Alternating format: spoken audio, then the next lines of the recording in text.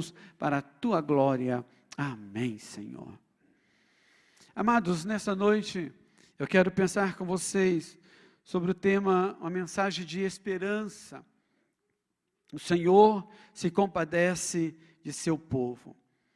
O profeta Miqueias, ele tem aqui uma visão profética daquilo que Deus iria fazer com Judá. Miqueias profetizou aí em torno dos anos 750 a.C., em 3 reinados seguidos. Alguns afirmam que ele profetizou por 50 anos, pois ele profetizou em todo o reinado de Acabe, em todo o reinado de Jotão e em todo o reinado de Ezequias. O fato é que Deus revela a este homem, dá a ele uma visão profética sobre aquilo que haveria de acontecer com todo o Judá, com todo o Israel. Numa aparente tranquilidade que este povo vivia, numa vida tão confortável e tranquila, era impossível imaginar que tamanho mal e desgraça poderia vir sobre eles. Pois Israel vivia o melhor momento de sua história, política, financeira, onde todos os países da época da Ásia Menor descia e da África descia até Israel para conhecer Israel, para ver o que Deus havia feito, para visitar o templo de Salomão. Era um momento maravilhoso deste povo. Estavam tranquilos e muito tranquilos em todos os aspectos. E é nesse cenário de calmaria aparente que Deus levanta o grande profeta Miqueias para dizer a eles o que Deus iria fazer no meio deles. Que o juízo de Deus estava para se manifestar a eles por causa do pecado moral que eles haviam cometido e que eles continuavam a cometer. Mas os versículos que li mostram muito claro também que Deus iria mostrar, Deus iria manifestar o seu juízo, mas Deus também iria manifestar a sua graça, na medida em que ele se arrependesse dos seus pecados. Mas é bom observar que não há arrependimento se não há reconhecimento de culpa. Eu só consigo me arrepender de algo errado que eu pratiquei se eu reconhecer que eu errei, que eu pequei. Se eu não for tomado pela consciência e pelo sentimento de culpa, eu não tenho do que me arrepender. Portanto, eu não tenho pecado para confessar a Deus. E, portanto, não serei perdoado por Deus daquele pecado que eu não confessei. E é por isso que Deus vem a juízo ao seu povo. Porque o pecado moral que eles haviam cometido e que estavam cometendo não os levara a ter uma consciência de culpa e de arrependimento e confissão do seu pecado. Então Deus permite, e Deus vem a eles a juízo para mostrar a eles que Deus continuava sendo Deus, que Deus continuava sendo o Senhor de toda a terra e que Deus governava o mundo e continua governando, continua sendo Deus. É impressionante algumas expressões que o profeta usa aqui nesses versículos a respeito do que iria acontecer. Quando Deus tratasse com Judá o seu pecado, Ele já está prevendo o que as nações vizinhas iriam fazer e iriam dizer, como elas iriam se comportar. Ele usa aqui 3 expressões interessantes, uma delas é, não te alegres a meu respeito.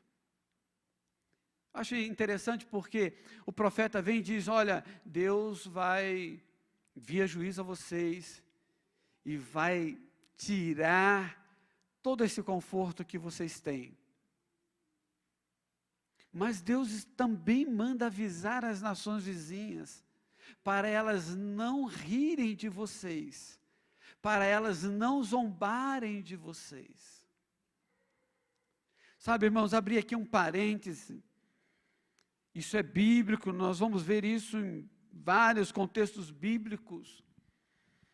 E mais um do que são mais destacados é a questão de Davi e Saul, aquela situação lá dentro da caverna, e o pajem de arma diz a Davi: Davi, Deus o entregou em suas mãos, arranca a espada, mate-o e assenta-te no trono, porque Deus te escolheu, você já foi ungido a rei, esse é o seu momento, a sua hora é chegada, Deus está nesse negócio, Deus o entregou nas suas mãos. E Davi diz o que ao seu pajem de arma? Não, você é louco? Você é maluco? Quem sou eu para tocar no ungido do Senhor? Ele está em desgraça, ele foi rejeitado por Deus, ele está em ruína, em decadência, mas ele foi ungido por Deus, a unção de Deus está sobre ele. Quem sou eu para tocar nele? Quero abrir esse parênteses para exatamente destacar isso.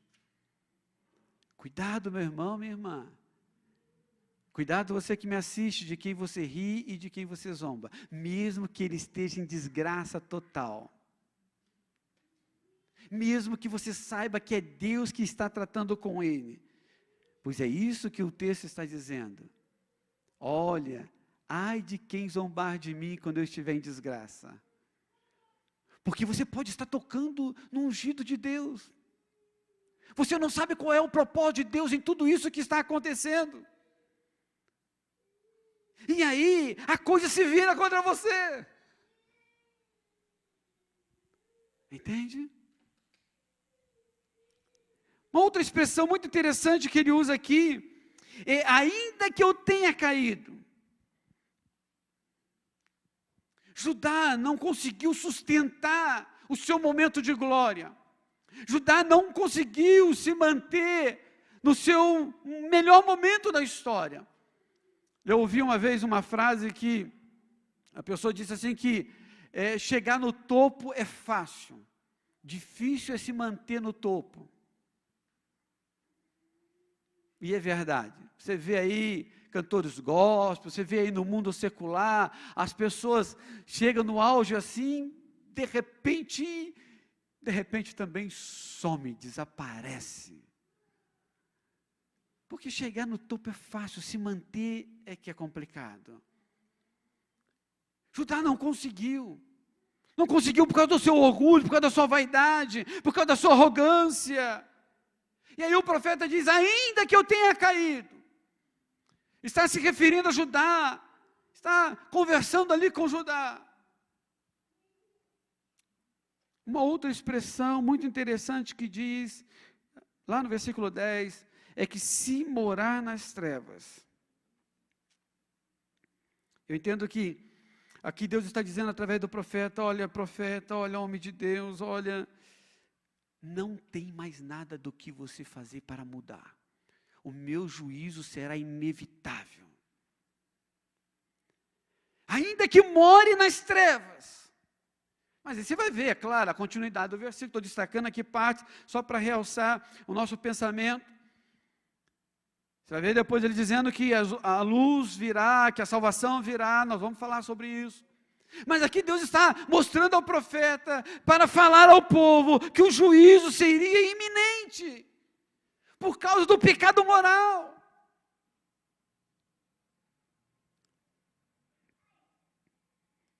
Mas a mensagem de Deus, embora viesse o juízo sobre o seu povo, mas também é uma mensagem de esperança. O juízo de Deus vem acompanhado de esperança. O juízo de Deus vem acompanhado de misericórdia, como o Salmo 30 que o irmão Júnior leu. O juízo de Deus sempre vem acompanhado de misericórdia e de esperança. Se você souber aproveitar a misericórdia de Deus, a graça de Deus, o juízo de Deus se aplacará, e a graça de Deus se manifestará de forma abundante. E é isso que Deus diz ao teu povo: não te alegres, inimiga minha, a meu respeito, ainda que eu tenha caído, levantar-me-ei, e se morar nas trevas, o Senhor será a minha luz. Ainda que eu caia, Deus vai me levantar.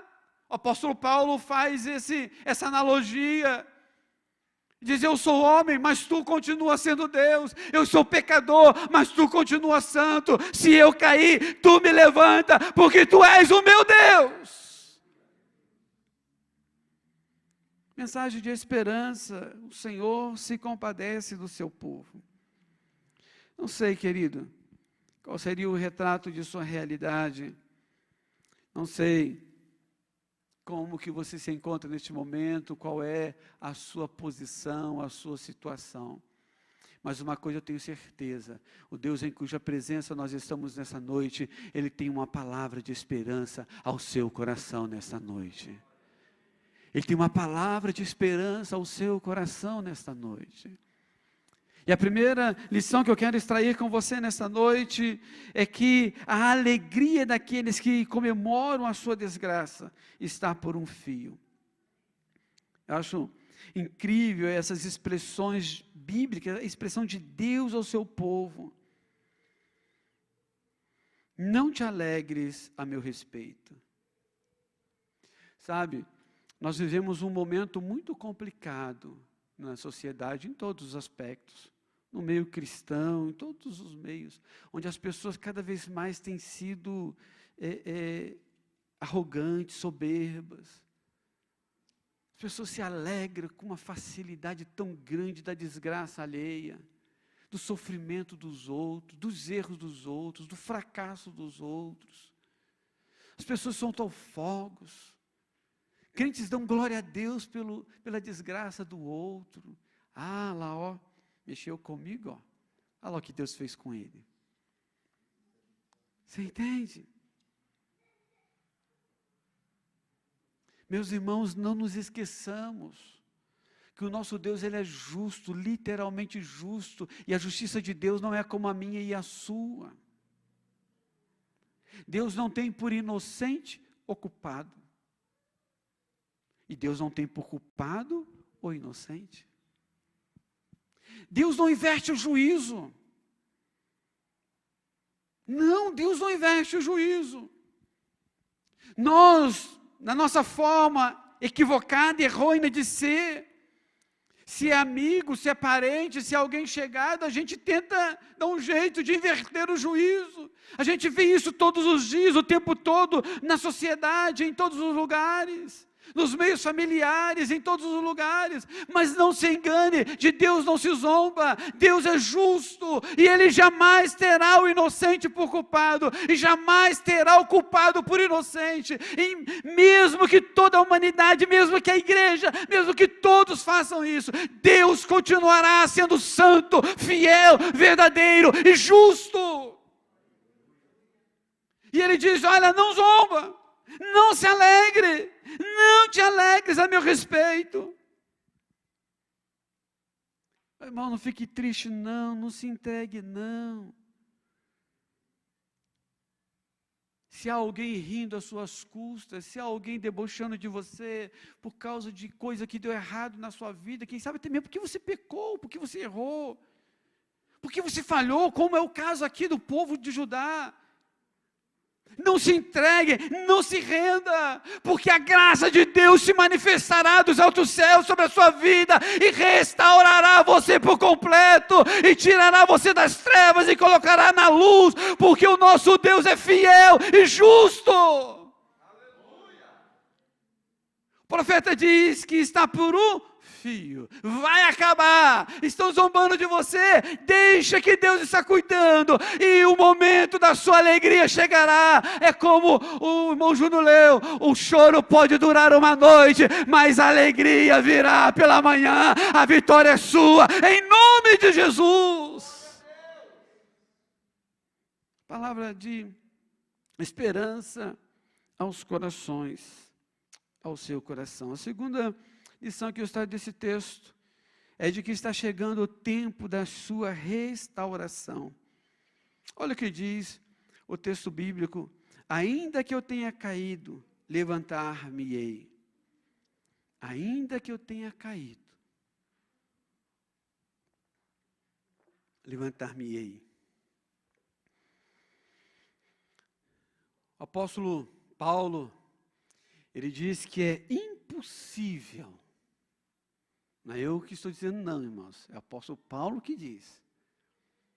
É a Bíblia que diz. É impossível quem experimentou a graça de Deus cair e permanecer caído. Entende? É disso que o profeta está dizendo. Exatamente disso. Judá, nós, eu, Judá, caímos, pecamos, falhamos. Nos arrebentamos. Fizemos o que é mal aos olhos do Senhor. Mas não ficaremos caídos. Mas não ficaremos caídos. Mas não ficaremos destruídos. Porque o nosso Salvador virá ao nosso encontro e nos resgatará, e nos restaurará, e nos levantará de novo, e nos colocará em pé. Lamentações de Jeremias, Jeremias diz que das profundezas da cova tu me tiraste. Salmista Davi vai usar várias expressões nesse sentido. Da lama me tiraste, da morte me tiraste, da cova me tiraste. Porque o nosso Deus é um Deus que restaura, porque o nosso Deus é um Deus que faz coisas novas todos os dias. Às vezes temos a sensação de que as coisas estão indo de mal a pior. Às vezes temos a sensação de que não vai mudar nunca, de que as coisas estão cada vez pior. Mas eu quero, em nome de Jesus, profetizar sobre a sua vida nesta noite, de que está chegando o tempo da restauração na sua vida, e ela será total e completa, em nome de Jesus de Nazaré. O Deus Todo-Poderoso manifestará a sua glória na sua vida, e restaurará para todo sempre, em nome de Jesus. Palavra de esperança aos corações. Terceiro e último lugar, o texto diz que se morar nas trevas, o Senhor será a minha luz. O tempo da escuridão está chegando ao fim. Isso é incrível, irmãos, veja. E é aí que precisamos entender como que é a justiça de Deus. Deus está dizendo assim, ó Judá, você pecou, e eu tenho que tratar o seu pecado. Não tem como. Primeiro que vocês pecaram, não se sentem culpados pelo pecado, não se arrependeram do pecado, não confessaram o pecado. Então eu vou precisar punir vocês, para que vocês entendam que vocês pecaram, para que vocês reconheçam que pecaram. E vocês reconhecendo que pecaram, confessando a mim, então o tempo de trevas sairá de sobre a vida de vocês e virá o tempo de luz sobre a vida de vocês. Que coisa incrível, irmãos. Que Deus maravilhoso. Ah, mas se Deus é maravilhoso, então por que Ele deixou isso acontecer? Por que Ele puniu? Porque Ele não queria e não quer que eu e você vá para o inferno. Entende? Porque se Deus não nos amasse, Ele nos deixava ir pelos nossos caminhos pecaminosos e nos afundar e morrer no pecado e ir para o inferno. Se Deus tem tratado com você, glorifique a Ele, fique feliz da vida, que é porque Ele te ama. A carta aos Hebreus diz isso. Se estáis sem disciplina, é porque o vosso Pai Celestial não vos ama. Mas se sois disciplinado, é porque o vosso Pai Celestial vos ama. Porque todo pai que ama o seu filho, corrige o seu filho. Mas todo pai que não ama o seu filho, não corrige o seu filho. Entende?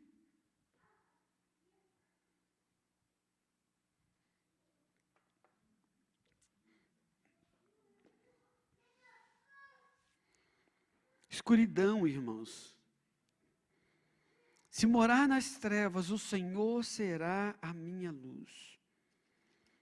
tempo de luto, de tristeza, de melancolia, falta de perspectiva. Muitas das vezes, nossa vida fica assim. Hoje eu estava lendo, não me lembro agora a cidade onde exatamente ocorreu, mas ontem, hoje, a polícia encontrou um senhor de idade que ele achava que estava com Covid, e para não contaminar a família, uma pessoa idosa, ele se embrenhou no meio da mata e já estava mais de 10 dias desaparecido no meio da mata. Olha que loucura, irmãos. Que tempo de trevas que a gente vive. Que tempo de angústia. As pessoas estão desesperadas. A mídia, os políticos estão conseguindo causar um mal muito maior do que o próprio Covid. É uma pressão diabólica, infernal, no psicológico das pessoas, que as pessoas estão desorientadas, sem esperança de vida, sem perspectiva de vida. Em Apucarana, essa semana, um menino de 10 anos ouviu a mãe falando que ela tinha testado positivo, ele saiu pela porta e desapareceu. A polícia o encontrou dormindo dentro de uma casinha de cachorro que as pessoas colocaram numa calçada para dar comida a cachorro de rua. O menino viu aquela casinha, entrou lá e dormiu lá dentro. A polícia o encontrou ontem pela manhã dormindo dentro daquela casinha. Olha a desgraça que estão fazendo na mente, no emocional das pessoas. É um momento de luto, de dor, de falta de perspectiva, de esperança. As pessoas não têm mais sonhado, não têm mais tido direção alguma. Mas eu quero te dizer nessa noite, em nome de Jesus, Deus vai te dar uma direção nova na sua vida. Deus está te direcionando nessa noite para coisas maravilhosas, grandiosas, porque Ele tem coisas tremendas para fazer na sua vida, para realizar através da sua vida. É momento da luz de Cristo, da luz de Deus descer sobre mim, sobre você, e essas trevas desaparecer, em nome de Jesus. Quero profetizar nessa noite, que este momento de luto, de dor, de escuridão, vai desaparecer de sobre a sua casa, de sobre a sua família, de sobre a sua mente, em nome de Jesus, porque a luz que é Cristo, brilhará, reinará na sua vida, na nossa vida, na sua família.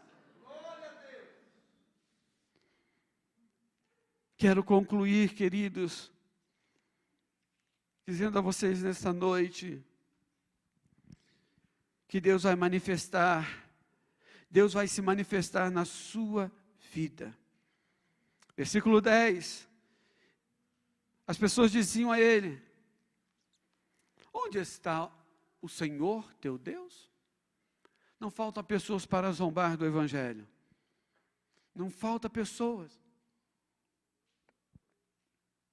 na mídia, na rua, em todo lugar, para zombar de Cristo, para zombar do Evangelho.